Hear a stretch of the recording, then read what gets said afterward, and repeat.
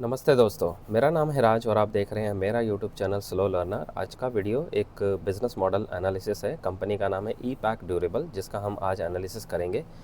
और as usual हम कर क्या रहे हैं, हम करने की कोशिश कर रहे हैं, एक ऐसी कंपनी ढूंढने की कोशिश कर रहे हैं जो आने वाले टाइम में अपने इन्वेस्टर को एक बड़ा पैसा बनाने की अपॉर्चुनिटी दे। अब वो पैसा बनाने की जो अपॉर्चुनिटी है वो किसी कॉस्ट पे आएगी, वो वैल्यूएशन में जाके पता चलेगा, और उसके लिए बहुत सारी मेहनत और बहुत सारा पैसा और इतना सा लक चाहिए होता है। तो ढूँढने की कोशिश कर रहे हैं। वीडियो में आगे जाने से पहले एक चीज़ बोल दूँ आपको पहले ही, किसी तरह का बाई सेल रिकमेंडेशन नहीं है, जस्ट अपनी की हुई रिसर्च आपके साथ शेयर कर रहा हूँ। और आपने इसको देख के कोई इन्फ्लुएंस नहीं होना, और कुछ भी ऐसा काम करना है अपने फाइनेंशियल एडवाइज़र से पूछ के करना, उसके बिना पूछे करोगे तो बहुत नुकसान हो सकता है। अब जो ये वीडियो है, वीडियो के 4 हिस्से होंगे। पहले हिस्से में कंपनी का बिजनेस मॉडल, फिर उसके फंडामेंटल एनालिसिस, फिर उसका टेक्निकल एनालिसिस जो कि चार्ट पे होगा, और फिर उसका लास्ट में वैल्यूएशन करेंगे। सारी चीज़ें करेंगे, वीडियो को बिल्कुल सिंपल रखेंगे, आसान भाषा में समझने की कोशिश करेंगे कि कंपनी करती क्या है। इसके अलावा बता दूं, जो ये वीडियो है ये एक थीम बेस्ड है वीडियो है। थीम यानी कि एक थीम है एच वैक, यानी कि heat ventilation air conditioner. Cooling से रिलेटेड जितने भी प्रोडक्ट हैं, सर्विसेज हैं, उसमें एसी होता है, आपका कूलर होता है, गैसेस होती हैं, एसी कंडेंसर होता है, कॉयल होती हैं, फिर उसका फ़ैन होता है।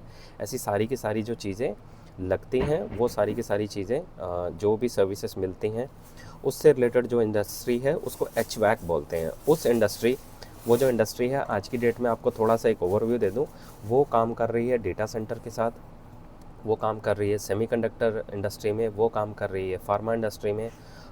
ये और इसके साथ वो डिफेंस के साथ काम कर रहे हैं, और एरोस्पेस, एयर जो डिफेंस, एरोस्पेस, और इसके साथ साथ रेलवे के साथ काम कर रहे हैं। अब सारी कंपनी अलग अलग सेक्टर में अलग अलग इंडस्ट्री के साथ काम कर रही हैं, लेकिन एक ओवरऑल मैंने आपको एक व्यू दे दिया है कि जो ये इंडस्ट्री है ये इस तरीके से बहुत ज़बरदस्त स्पीड से ग्रोथ कर रही है। और मैंने एक आपको रिपोर्ट भी दिखाई थी जो स्टालिन इंडिया की, आप अगर पीपीटी खोलेंगे तो वहाँ पे उन्होंने मेंशन करा है कि ये पूरी की पूरी इंडस्ट्री 10% की ग्रोथ से, स्पीड से ग्रोथ करने वाली है आने वाले टाइम में।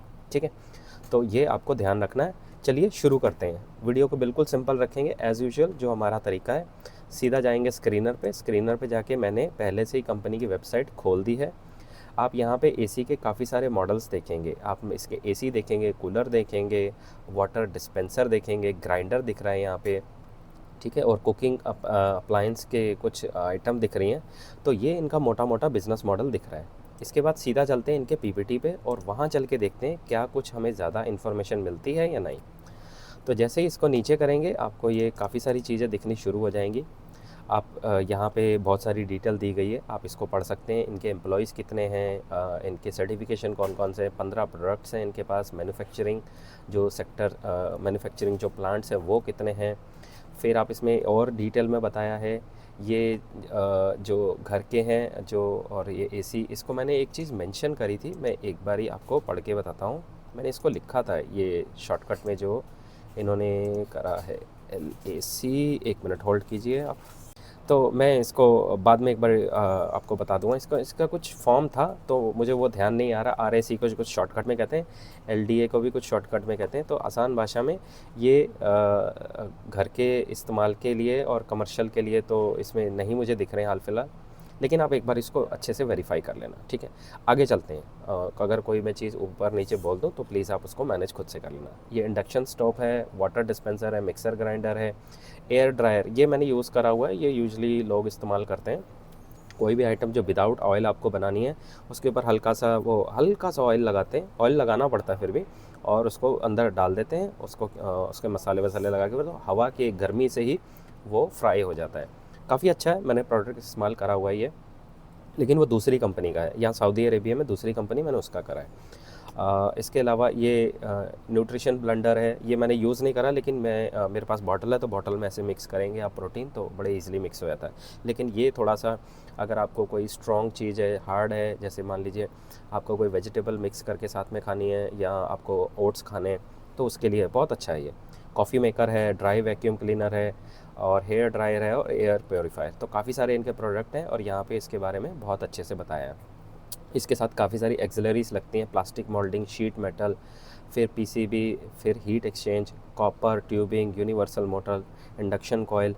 तो बहुत है, भर भर के यहाँ पे दिया हुआ। और ये वाली चीज़ आपको ध्यान देनी चाहिए, ये वाले पेज के इस हिस्से पे पॉजिटिव प्रोग्रेस गाइडेंस करिए। इनकी जो फैसिलिटीज़ 4 थी पिछले साल में, उसको बढ़ा के 6 करने जा रहे हैं। कस्टमर्स इनके जो 50 थे उसको बढ़ा के 70 तक लेके जा रहे हैं। कस्टमर आई थिंक ये क्लाइंट कहना चाहते हैं यहाँ पे, इंडिविजुअल कस्टमर नहीं, क्लाइंट जिनको ये सामान बेचते हैं। प्रोडक्ट्स के जो इनके SKUs थे 15 थे, वो बढ़ के 21 करने जा रहे हैं। तो ये चीज़ें आपको ध्यान देनी है। प्रोडक्ट में एक्सचेंज हो रहा है और प्रोडक्ट नए नए ला रहे हैं और यूज़फुल प्रोडक्ट ला रहे हैं। तो ये सारी चीज़ें मुझे तो बहुत अच्छी लगती हैं जब भी कोई कंपनी ऐसा काम करती है, नए प्रोडक्ट लाती है, अपनी रेंज को बढ़ाती है और साथ में अपना बिज़नेस को बढ़ाने की पूरी पूरी कोशिश कर रही है। मुझे ऐसी कंपनी बहुत पसंद आती है और ऐसी ही कंपनी ज़्यादातर आगे वाले टाइम में चल के आगे पैसा बना के दे सकती हैं। ठीक है, किसी तरह का डिस्क्लेमर आपको दोबारा से दे दूँ, मेरी कोई होल्डिंग नहीं है इसमें और मेरे वीडियो देख के किसी तरह से इन्फ्लुएंस नहीं होना, कोई बाय सेल का रिकमेंडेशन नहीं है ये। अब जो ये इंडस्ट्री है, इंडस्ट्री तो मज़ेदार है, थीम है, पूरा पकड़ रही है। आपको पता होगा कि GST कट होने की वजह से पूरे इंडिया में एक बाइंग की जो पावर है वो थोड़ी सी ज़्यादा बढ़ गई है पहले से। और सीज़न भी पिछला पानी कह रहा हूँ, बारिश अनसीजनल जो वाटर आया, फिर फ्लड आ गया, उसकी वजह से भी थोड़ा सा प्रॉब्लम आई थी। मैनेजमेंट बता रही है कि आने वाले टाइम में इनके जो नंबर्स आने वाले काफ़ी अच्छे आ सकते हैं। सीधा चलते हैं एक बारी कॉन कॉल में और वहाँ चल के देखते हैं कि मैनेजमेंट ने क्या बोला है। मैंने तो अपनी तरफ से सारी कहानी सुना दी आपको, जो जो मुझे लग रही थी। जैसे ही कॉन कॉल की मैंने शुरुआत करी, शुरुआत इनकी ना पहले मुझे एकदम ढीली सी लगी। ढीली लगते उसके बाद फिर जो इन्होंने मैनेजमेंट ने पॉइंट घुमा के बताया ना, वो मुझे अच्छा लगा। जैसे कि यहाँ पे इन्होंने बताया कि हमने एक बारी मैं आपको दिखाता हूँ कहाँ की बात कर रहा। हाँ, यहाँ पे इन्होंने वीक ओपनिंग के बाद बात करी थी, फिर बाद में बताया कि जो सीज़न है वो अनसीजनल रेन आई है, उसकी वजह से जो एक्स्ट्रा इनके पास जो भी इनकी इन्वेंटरी थी वो निकाल नहीं पाए। और वीक होने के सब बावजूद भी इन्होंने अपने जो रिज़ल्ट हैं, रेजिलियंस की परफॉर्मेंस ज़्यादा अच्छी करी है। ये मुझे पॉइंट थोड़ा सा घुमा के उन्होंने बोला है, तो ये मुझे अच्छा लगा। और इन्होंने स्ट्रॉन्ग काफ़ी ओपनिंग इतनी स्ट्रॉन्ग नहीं थी लेकिन वो इवेंचुअली स्ट्रॉन्ग ही थी। तो 14 नए प्रोडक्ट इस साल आ रहे हैं इनके, और वो भी इस क्वार्टर के बाद उसकी और क्लैरिटी मिल जाएगी। एनर्जी मीटर जो सेक्टर है उसमें ये काम कर रहे हैं, डाइवर्सिफिकेशन के लिए ये मूव कर रहे हैं, कंसंट्रेशन का जो रिस्क है उसको कम कर रहे हैं। इस वजह से अलग अलग अपने प्रोडक्ट्स बना रहे हैं और अलग अलग सेगमेंट में भी जाने की कोशिश करें। कंप्लीट रेंज ऑफ AC इनके पास है, जो कि 0.92 से लेकर 2 टन तक के बियॉन्ड तक के इनके पास प्रोडक्ट हैं। यहाँ पे इनके PPT में ये चीज़ उन्होंने मेंशन भी करी है। एक बारी मैं आपको थोड़ा सा दिखाता हूँ ओवरव्यू। PPT से अच्छा सीधा वेबसाइट पे चले जाते हैं। ये वाले जो AC हैं, ये इनका कूलर है घर के यूज़ के लिए, और ये इनके जो घर, ये कूलर है और ये AC है, स्प्लिट AC है, विंडो AC है, ये आउटर AC है, आउटर फ़ैन है। तो ये सारी चीज़ें इनकी कैपेसिटी को उन्होंने बताया है यहाँ पे। ठीक है, आगे चलते हैं हमारी कॉन कॉल में और क्या क्या इन्होंने पॉइंट करा। एक बार इसे दोबारा देखना पड़ेगा। कॉन कॉल काफ़ी बड़ी रहती है ना, तो मैं ज़्यादा क्या करता हूँ, मैं उसी को हाईलाइट करता हूँ। पॉइंट वॉइंट बनाता था पहले, अब मैंने बंद कर दिया, तो उसी को हाईलाइट करके और शॉर्ट में लिख देता हूँ, फिर वही आपको बताता हूँ। क्योंकि याद करके जब बैठना पड़ता है ना, क्योंकि ये सेक्टर तो है मेरे लिए नया, तो इसमें मैंने 4-5 कंपनी पढ़ी है, थोड़ा थोड़ा मुझे ये सेक्टर अब समझ आना शुरू हो गया। तो क्या होता है कि कई बार पॉइंट मिस हो जाते हैं, पॉइंट ऐसे मिस ना हो इस वजह से मैं हाईलाइट कर लेता हूँ। उससे क्या होता है कि वीडियो की जो क्वालिटी है थोड़ी सी बेहतर होती है। अगर याद करके करूँगा, मिस कर जाऊँगा, कई बार मुझे वीडियो बनाने के बाद बड़ा दुख लगता है, यार ये पॉइंट बड़ा इंपॉर्टेंट था, मैं मिस कर गया। अब उसमें वीडियो के अंदर वो पॉइंट घुसाना ना मुश्किल हो जाता है। अच्छा, तो आगे इन्होंने बात करी कि जब इनसे क्वेश्चन पूछा गया कि आप जो गाइडेंस है वो 30 से 35% मेंटेन करेंगे, तो मैनेजमेंट ने गाइडेंस का आंसर तो दिया।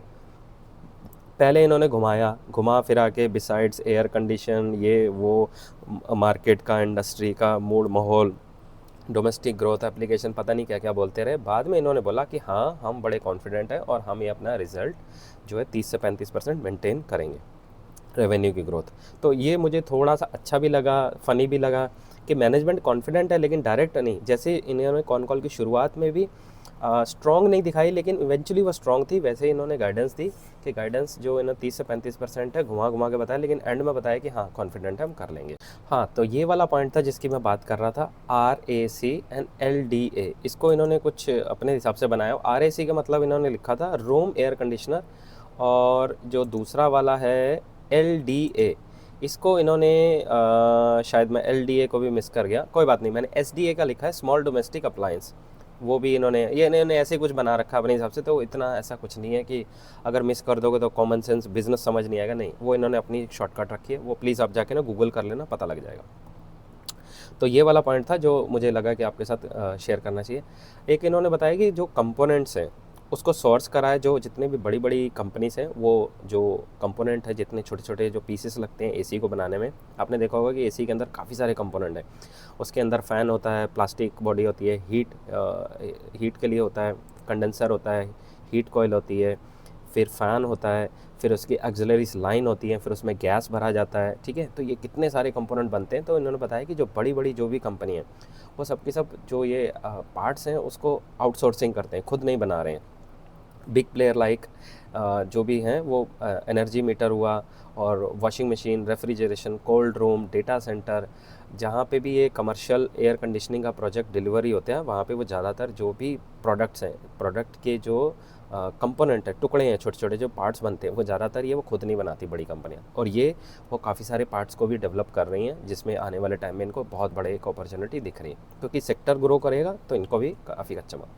फिर इनसे एक क्वेश्चन पूछा कि थोड़ा डेट जो है, डेट के बारे में बताइए, आपकी बैलेंस शीट में बढ़ने जा रहा है। तो उन्होंने बताया था कि हाँ, डेट हमारा आने वाले टाइम में बढ़ सकता है, और उसके लिए हम कर क्या रहे हैं कि जो अपनी कैपेसिटी बिठा रहे हैं, इनकी जो केपेक्स है, हाइंस करके जो इनकी ये सब्सिडरी है, पार्टनरशिप है उनके साथ है, उसमें ये $500,000 यानी कि 5 लाख एसी पर हर साल बनाने का जो कैपेसिटी है उसको बिठाने जा रहे हैं। तो ये दूसरा होगा। फिर जो इनकी मदर कंपनी है वो उसको जो कंपोनेंट्स है उसको सप्लाई करेंगे, कॉपर, प्लास्टिक के जो पार्ट्स हैं, स्टील और फैन, ये जो उसमें लगते हैं एसी को बनाने। वॉशिंग मशीन के अंडर ट्रायल्स हैं, जो 8 से 9 किलो के लिए, 8 से 9 किलो वाली है, फुली ऑटोमेटिक होगी, वो अंडर ट्रायल है, वो भी जैसे कंप्लीट हो जाएगा तो उसको पता चलेगा।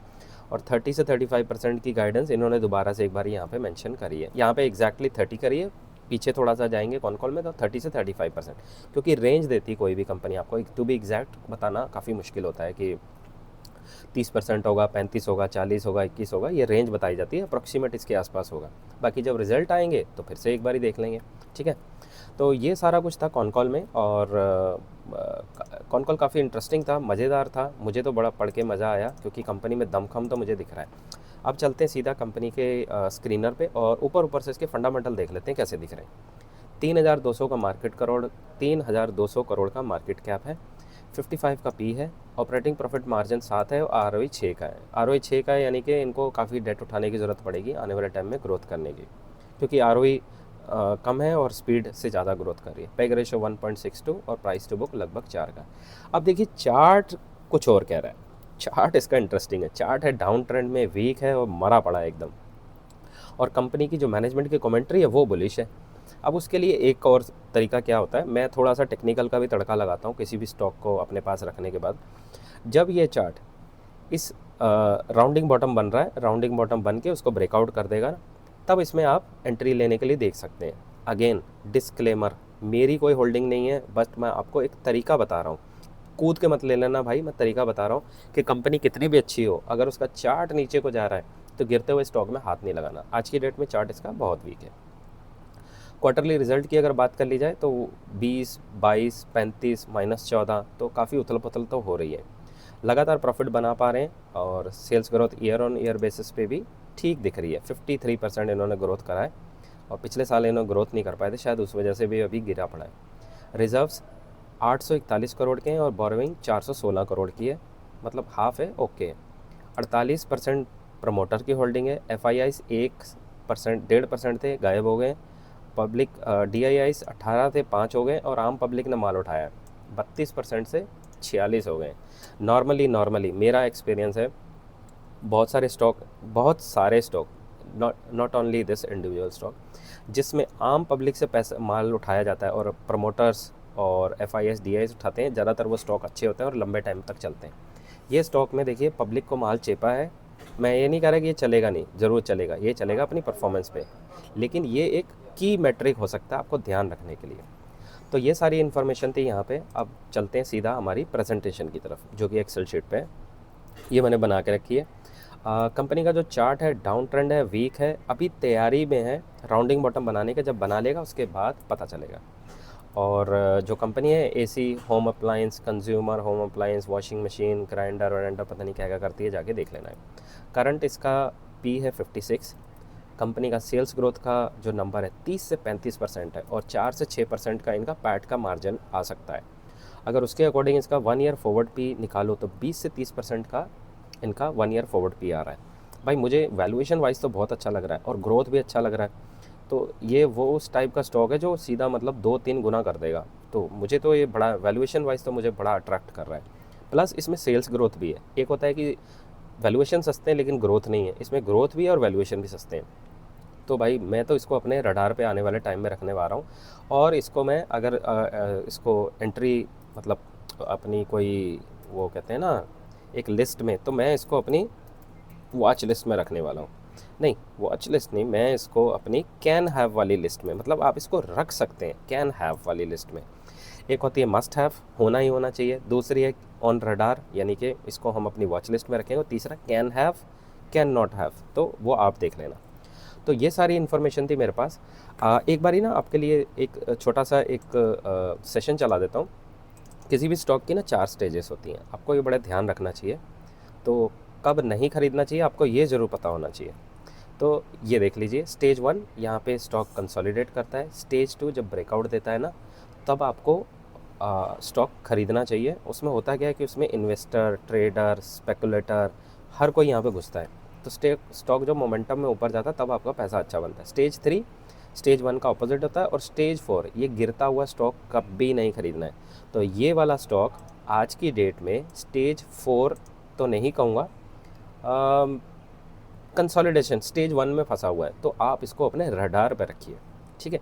तो ये सारी इन्फॉर्मेशन थी आज मेरे पास। आई होप इसने आपको काफ़ी मदद करी होगी। अगर आप चाहते हैं कि ये सब कैसे करा जाता है, स्टडी कैसे करी जाती है, डिटेल कहाँ से निकाली जाती है, बिज़नेस मॉडल के प्रति अंडरस्टैंडिंग कैसे बनाएं, और इस पूरे प्रोसेस को करने का जो तरीका है, अगर आप चाहते हैं कि मैं आपका हाथ पकड़ के पहले दिन से सिखाऊं, तो आप जाइए, लिंक डिस्क्रिप्शन में दे दूंगा। मेरा मेंटोरशिप प्रोग्राम है, जाइए व्हाट्सएप पे मैसेज कीजिए, हम वहाँ पर डिस्कस कर लेंगे और आपको पूरा सिखाने में मदद करूँगा।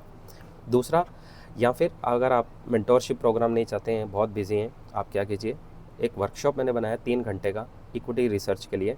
कैसे करते हैं, कैसा, मतलब बिल्कुल सिंपल भाषा में, जितना सिंपल भाषा मैंने वीडियो रखा है उतना ही में वो रखा है। जाइए, 999 प्राइस रखा है, जाके अटेंड कर लो, 3-4 घंटे मेहनत कर लो, थोड़ा दम लगा लो। ये उनके लिए जो मतलब खुद से मेहनत करना जानते हैं। और मेंटोरशिप प्रोग्राम जो थोड़ा करना तो चाहते हैं लेकिन जैसे पढ़ाई लिखाई में थोड़े वीक होते हैं, उनको हैंड होल्डिंग की ज़रूरत पड़ती है, ठीक है। तो आप जाइए, जाके सीख के करो, जो करना है सीख के करो। मेरे से सीखो, किसी से सीखो, पर सीख के करना। अदरवाइज़ आपके बहुत सारा टाइम निकल जाएगा शेयर मार्केट में भी और हर जगह। मेरा तो ऐसा मानना है कि पढ़ाई लिखाई में जहाँ पैसा लगाना है फट से लगा दो। उससे होता है क्या कि आपका टाइम बच जाता है और बहुत जल्दी आप ग्रोथ कर जाते हैं किसी भी चीज़ में।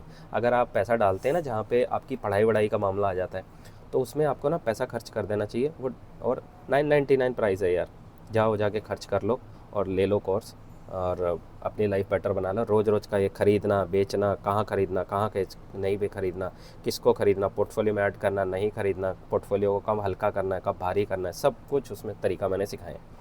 तो एक एक आपका ना सेटअप बन जाएगा, एक स्किल सेट बन जाएगा और जान भर छूट जाएगी हमेशा के लिए। जैसे कहते हैं ना कि गेम के रूल सीख लो, आसान हो जाता है, तो वो है।